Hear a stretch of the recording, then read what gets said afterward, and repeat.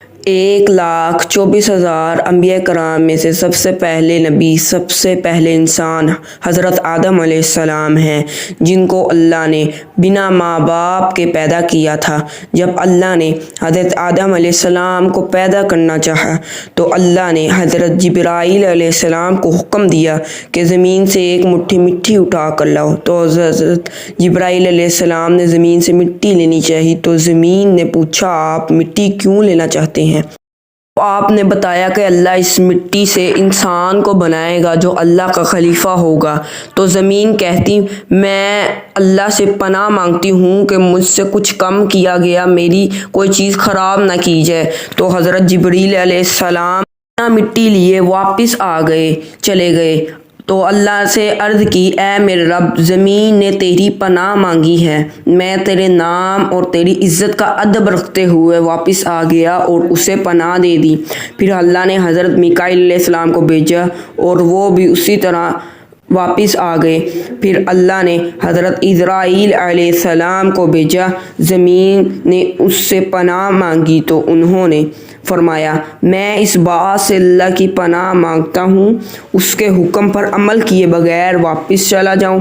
پھر انہوں نے زمین سے مٹی لی اور اللہ کی بارگاہ میں حاضر ہو گئے تو اللہ نے حضرت اسرائیل علیہ السلام کو روح قبض کرنے کا حکم دے دیا۔ تو اللہ نے فرمایا، تو نے ہی اس مٹی کو زمین سے الگ کیا ہے، تو تم ہی اس کو زمین میں ملاؤ گے۔ تو اس طرح ان کا نام ملک الموت پڑا۔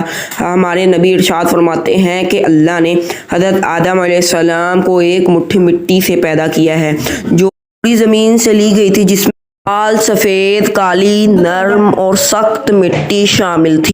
بعض مفسرین نے کہا ہے کہ مٹی میں 60 قسم کے رنگ شامل تھے، وہ تمام رنگ جو آپ کی اولاد میں آج بھی شامل ہیں۔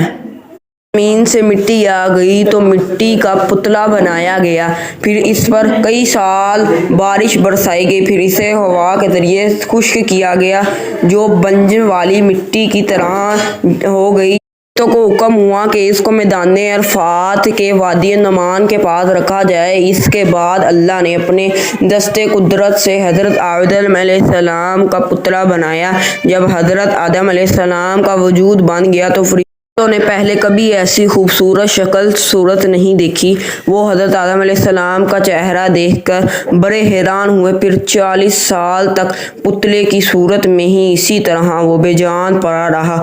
پھر اللہ نے روح کو حکم دیا کہ حضرت آدم علیہ السلام کو جسم میں داخل ہو جاؤ۔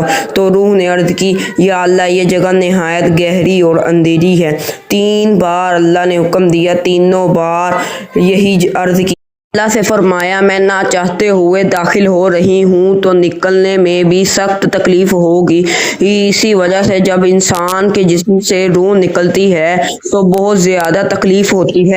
سب سے پہلے روح حضرت آدم علیہ السلام کے سر میں داخل ہوئی تو حضرت آدم علیہ السلام کو چھینک آئی تو اللہ نے آپ کے دل میں الحمدللہ کہنے کا الہام پیدا فرمایا۔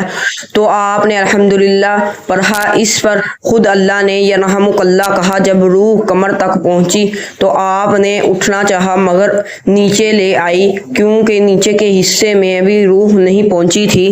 جب تمام جسم میں روح پہنچ گئی تو اللہ نے حضرت آدم علیہ السلام سے کہا، اے آدم، بتا میں کون ہوں؟ تو حضرت آدم علیہ السلام نے کہا، آپ اللہ ہیں، آپ کے سوا کوئی عبادت کے لائق نہیں۔ اللہ نے کہا، صحیح کہا۔ پھر اللہ نے حضرت آدم علیہ السلام کو فرشتوں کی بیٹھی ہوئی جماعت کے پاس بھیجا اور فرمایا کہ جاؤ کہو السلام علیکم۔ تو انہوں نے فرشتوں سے کہا، السلام علیکم۔ تو فرشتوں نے جواب دیا، وعلیکم السلام ورحمۃ اللہ وبرکاتہ۔ پھر اللہ نے کہا، اے آدم، یہ تمہارا اور تمہارے اولاد کا آپس میں سلام ہے۔ تو اس طرح سے حضرت آدم علیہ السلام جو پہلے نبی اور پہلے انسان تھے، کمنٹ میں سبحان اللہ لکھ دینا۔